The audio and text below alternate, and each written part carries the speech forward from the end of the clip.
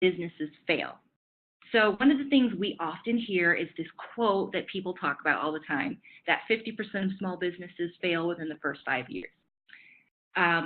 The reason why those businesses are failing is not necessarily that they have a poor product, that they aren't doing business well as far as giving a great service, being great with production. It's not about what they're doing to provide for their customers. It's about how they're running their business and the strategy behind it. The biggest thing that causes business to fail are things like not having a financial plan, not knowing what you need to make in order to run your business, not knowing what it takes to succeed financially in your business, not tracking costs as far as accounting and finance. That's something that I struggled with in the past and one of the reasons why I failed, and not selling. So as a marketing consultant, I was running into a lot of people that would come to me and say, Crystal, I need help with my business. I'd say, okay, well, they say I need social media, and I would give them social media. They say I need some flyers, I give them flyers. And then what I started to realize is they'd say, okay, well, I have this awesome flyer, and no one's buying. And what really was happening is that they didn't realize that they still needed to sell. You can't just pass someone a flyer. You can't just have social media posts. You actually have to ask people to buy your product or service in order to get that sale and bring in the revenue into your business.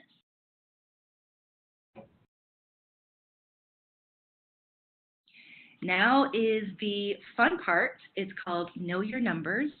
So what I want to work with you all today, because this is a legitimate workshop. It's not like your traditional webinar where they just talk at you. So what I want you all to do, I asked you to bring a pen and paper to the workshop. I want you to actually try to work through these numbers and figure out what you need for your business. And these are really basic. We'll go through it slowly so that you can start preparing the basic concepts you need to have in order to run a successful enterprise. All right, so the first thing I want you to do, and this is just your very baseline of your business, okay? How much money do you need to make in order to survive in your business? Now, I went through this exact same practice this December preparing for the year. And it's a very easy thing for you to do is to figure out the very basic amount of money that you need to make in order for your business to continue. If your primary income is your business, then what you'll need to do is figure out what is the base amount that you need to make in order to survive in life. How much money do you need to make in order to pay your bills and do nothing else? So write that number down on a piece of paper. And then you're going to need to calculate the approximate number of sales you need to make each month to reach that amount of money.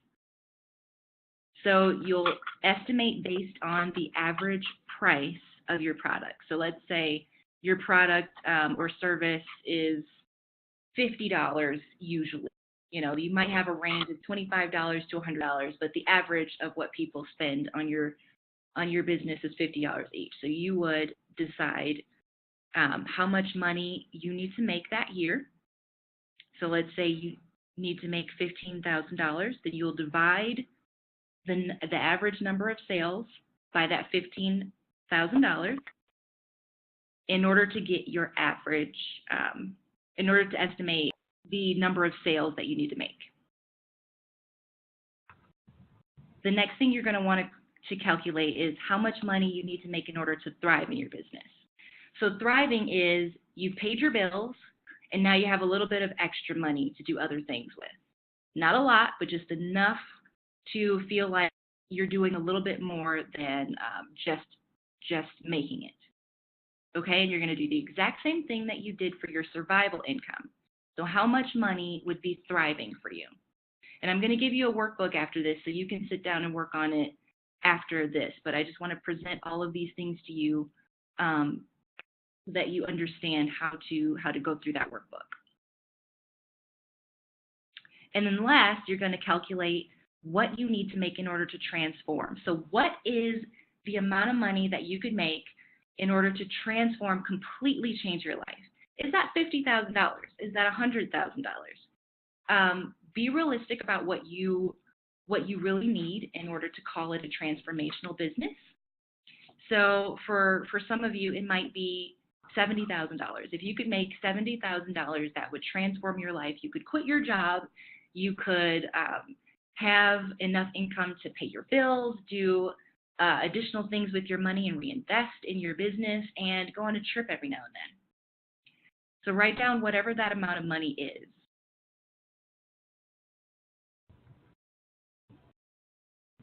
And here's an example. So this example, a person named Sherry, she sells marketing packages. So the average price of Sherry's product as a marketing consultant is $600.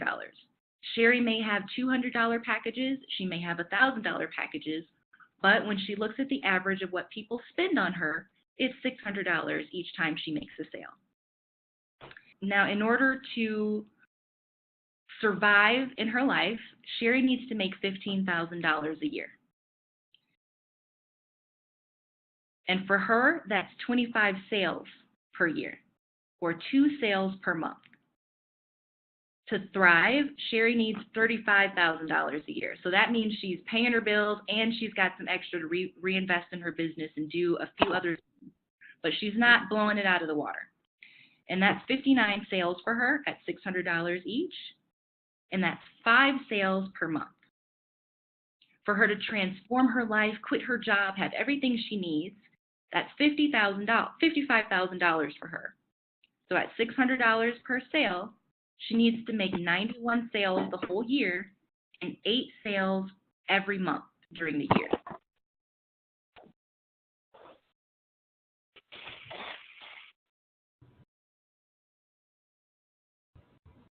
And this is a practice that I go through every year when I do my planning. It's really important to understand when you're making these plans, how you'll feel if you reach each goal. So if surviving in your business makes you feel bad, you need to write that down. So for me, when I wrote down the amount of money for surviving, thriving, and transforming in my life this year, I wrote down that surviving in my business would make me feel like a failure. I would feel like I want to quit, and I might very well start the process of selling my business. If I find that I'm thriving in my business this year, I will feel safe, I will feel confirmation that what I'm doing is right, and I will feel that I want to continue on. I'll be hopeful for the future. And then finally, if I reach my transforming goal, I'll feel free, confident, successful. I'll feel like a boss. So those are the things that I put in for myself. And because of the way that I felt with surviving, survival would make me feel like I want to quit. Then I knew that I couldn't keep it there. So survival for me was just being flat where I was. And so this month I've already surpassed the surviving goal because I knew that if I only survived, I would want to quit my business. And I don't want to quit my business. So I've already reached the goal of surpassing that, and now I'm walking into thriving territory. So how do you want to feel about your business this year? That's how you're going to decide which financial plan you're going to go with. Are you going to try to survive this year? Are you going to pursue thriving and your thriving income this year? Or are you going to pursue a transformational income that's going to give you everything you need to both pay your bills, reinvest in your business, and reach all your goals with additional income to play around with? I told you guys this is going to be MBA stuff. This is definitely, these are things that you learn in business school. These are things that you have to work on in order to be a successful business owner. So definitely something that you'll want to work on and sit down and do these calculations at home. And I hope that you're not overwhelmed by the concept, but I want to make sure that I'm presenting this to you. And the next pieces will be a lot easier. So the mission-driven business is going to be very easy to comprehend and understand. And understanding how to build your credibility is super simple marketing and not and definitely something you can put your notebook away for. So the next piece is understanding your sales rate. One of the things that I saw that a lot of the people that I was marketing for were not doing is they didn't understand how many people they needed to reach to get a sale. So what I would ask them as far as their marketing piece is, okay, well, we're marketing here. How many people do you need to reach? No. It's important for you to know how many people you usually have to ask to buy your product to get someone to buy your product. So that is not just how many people you tell about your product. It's not how many people you present a flyer to. This is how many people have you actually asked to get to buy your product or your service versus how many people say yes. And that's going to be your sales rate. So you're going to take that number and you're going to use that to create your strategic goals. Okay? So if your goal is to make 15 sales, so you need, in order to reach your yearly income, you found out you need to make 15 sales. And your average sale, and we're doing it really simple and easy, so your average sale is $1.